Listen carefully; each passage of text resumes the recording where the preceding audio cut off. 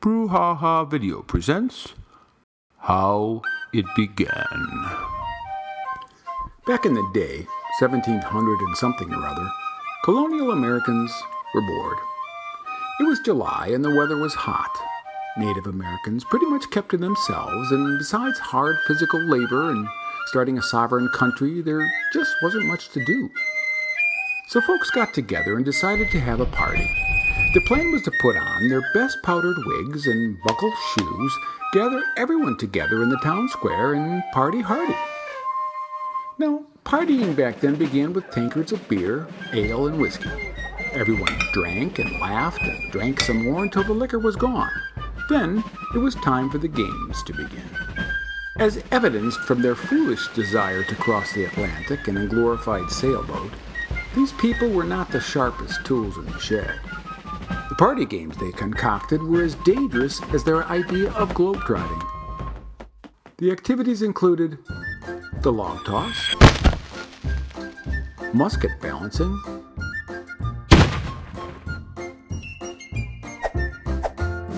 games of dodge rock, a cannonball hunt, Hey! I found one! and skydiving. Of course, this was before either airplanes or parachutes were invented, so folks just jumped off the local saloon.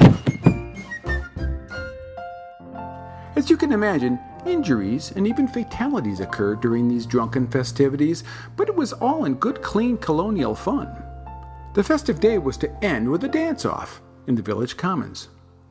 They built a fenced-in area called the pen for this purpose that could only be accessed by going single file between the First Bank and Mickey D's Luncheonette. Some of the women folk dressed a few of their covered wagons in thousands of flowers from their gardens, and in so doing gave birth to the country's first 4th of July parade. So at day's end, those who were still alive after their drunken danger games and were not too drunk to find their way to the pen would compete in the dance-off.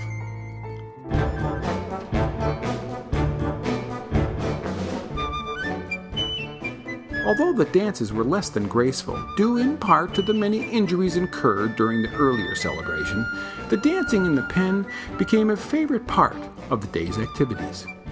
The party was such a success, it initiated an annual event on the 4th of July every summer. Because of the traditional dance-off, the party was soon known as the Independence Day celebration, and a holiday was born. Nowadays, we've altered the activities a bit. There is no dance involved, and we have simplified the activities to just getting drunk and blowing off explosives. What more do you want from a holiday anyway?